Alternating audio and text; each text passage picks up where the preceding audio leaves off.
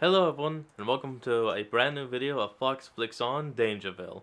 Today, we're gonna see a retelling of the heartbreaking story of Godzilla's Biollante and how it came to be. The heartbreaking tale of a man and his daughter trying to create plants that could survive any environment, only for the walk to be destroyed and a life to be taken. Let's begin.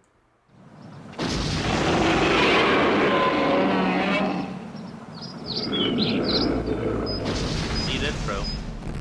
The Godzilla series has possibly the most diverse array of monsters ever seen in a kaiju franchise, with some having incredibly deep meaning behind their creation, like Hedorah being the physical embodiment of Japan's struggle against pollution and the constant smog that loomed over Tokyo in the 70s. Some monsters were pure evil, and some misunderstood, but one of these shining stars of the Godzilla series, and one that has become a fan favorite, was the Goji plant hybrid Biollante. I like Biollante. Featured in the 1989 film very good Godzilla favorite vs. of Biollante, the 17th Godzilla film ever released. This monster has quite the striking appearance and proved to be a formidable foe against Godzilla, dealing substantial damage to the king of the monsters. Now, in the past, we've discussed how it's possible that Biollante will feature in next year's upcoming Godzilla vs. Kong sequel,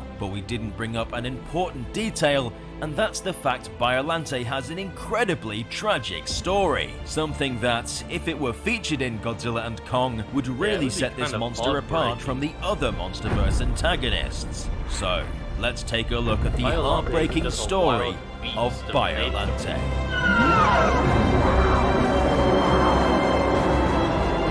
Great animation, guys. Our story takes place following the events of the return of Godzilla in 1984, where Godzilla rose up out of the oceans for the first time since 1954 to feed on the nuclear power plants scattered across Japan, where in the end he was eventually lured away and tricked into plummeting into an active volcano, seemingly sealing his fate forever. Pieces of his skin were found by cleanup crews and were transported to a lab in Soradia to be researched by a man called Dr. Shiragami, who hoped to use Godzilla's extreme regenerative cellular powers to allow crops to grow in otherwise uninhabitable areas, desert regions that are common in Soradia. The government hopes that the end result is a reduced reliance on oil exports for profit, and with this can become the world's largest grain exporter. Dr. Shiragami's daughter, Erica, was also assisting her father in the production of these new immortal plants. But other nations were against the production of this immortality protein, as other nations saw Soradia as a rogue state, as they had ties with terrorist organizations. The US was also worried of Soradia becoming a global power, threatening their global status. So an attack was launched by an American-based medical firm called Biomajor, and the lab in which Godzilla's cells were located was bombed, killing many of the scientists inside, unfortunately including Shiragami's daughter. Erica's father was grief-stricken and for years mourned his daughter's death and wished there is a way to bring her back. Except he actually tried. Unable to let go, he spliced some of her DNA with a rose bush, a symbol of love, beauty, and purity, so he could continue to take care of her even after her passing. This way he wasn't truly alone, at least not in his mind. But in 1989, an earthquake devastated Shiragami's greenhouse where Erica's rose was sheltered, destroying much of the plant. But in another desperate attempt to keep her with him, he spliced Godzilla's DNA with the rose in a last-ditch attempt to immortalize her as to not lose her again. The plan worked a little too well because the rose not only thrived, but it began to mutate and turn into something else entirely. And that— oh, come on. And we're back. It grew and grew and evolved the ability to move its vines, and it destroyed the lab it was being researched in, killing several people in the process. It then crawled to Lake Ashi, where it took root and continued to grow. Shirogami, the grief-stricken man that just wanted his daughter back, has now witnessed how his actions have caused the deaths of others and led to the beautiful memory of his loving daughter, the one who was kind, courageous and pure, being tainted, transforming into this horrifying, uncanny monster. An embodiment of how trauma can eat you alive and how it can turn you into something else. Many people who have experienced loss can understand the great pain and suffering that Shirogami has gone through, and how difficult it is to keep it together in such a time of anguish. A G-Force psychic investigated the newly mutated plant and revealed that Erica's spirit is in fact part of the plant, which is both a relief to the Doctor whilst simultaneously being terrifying. Could this thing really be his daughter? The new plant was given the name Biollante after a fictional tree in Norse mythology, potentially referencing the Tree of Life with living branches that connect the cosmos, the same way Biollante's roots and vines connect the plant to Erica's soul. Whilst this happens, the volcano housing Godzilla is blown up by bio-major agents, releasing the slumbering titan from his volcanic prison. But Godzilla senses another giant monster. Since Biollante is spliced with the G-cells from the king of the monsters, she is technically part Godzilla, so he sets out to seek and destroy the imposter.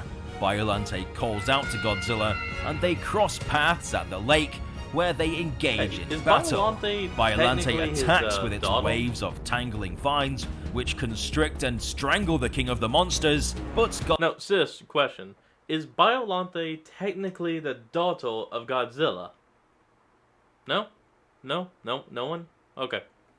Godzilla blasted at her with his atomic breath, which appeared to burn her to death, although she then transformed into a new, more offensive beast, looking more like a vicious Venus flytrap than a majestic rose. With her mouth large enough to completely engulf Godzilla, she brutally fought the Titan, and with dozens of vines, each with razor-sharp teeth, was able to really stand toe-to-toe with the king.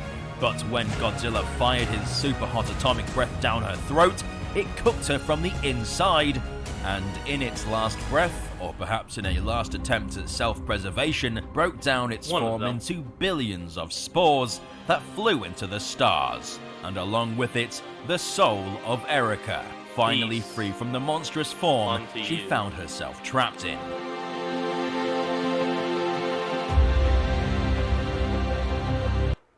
Oh, well, okay. Well, this doesn't need to be. And we're back.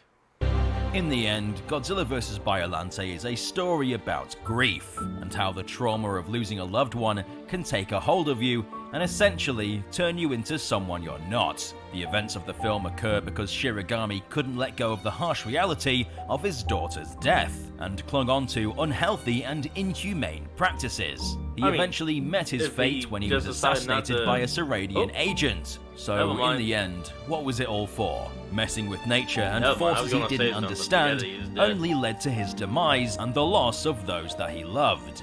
It's a lesson humanity can learn from, as still to this day mistakes are being made both politically and environmentally that are leading to the deaths of countless lives. On the surface, the film is just about big monsters and genetic experiments gone wrong, but in reality, it's so much more than that, and I think there's something that can be learnt from how to handle grief, and how to move on before it takes a hold of you, trapping you inside a monster. I can say from experience that when I was going through periods of trauma, I didn't act like the person I thought I was. I made mistakes, I lost friends, but with healing and understanding that things that affected you in the past don't need to affect you now, and from that, I was able to move on. He's right about that. So, in a way, Godzilla vs. Biollante is a perfect representation of that feeling of grief, and for that, it's a heartbreaking but impactful story. All of that. Putting that much emphasis into it made it very, very emotional. For more stories from the Godzillaverse, like this video because it lets us know what you want to see more of. If Biollante was to make an appearance in Godzilla and Kong, would you want it to keep the tragic backstory? Let us know in the comment section down below. Don't forget to subscribe and stomp the notification button to become a resident of Dangerville today. I've been Alistair, and we'll see you residents in the next one.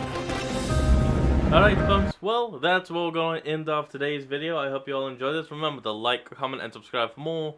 Link to the original will be in the description. Support the original creator and all they do. And I'll see all of you folks next time when we flick on. Peace out.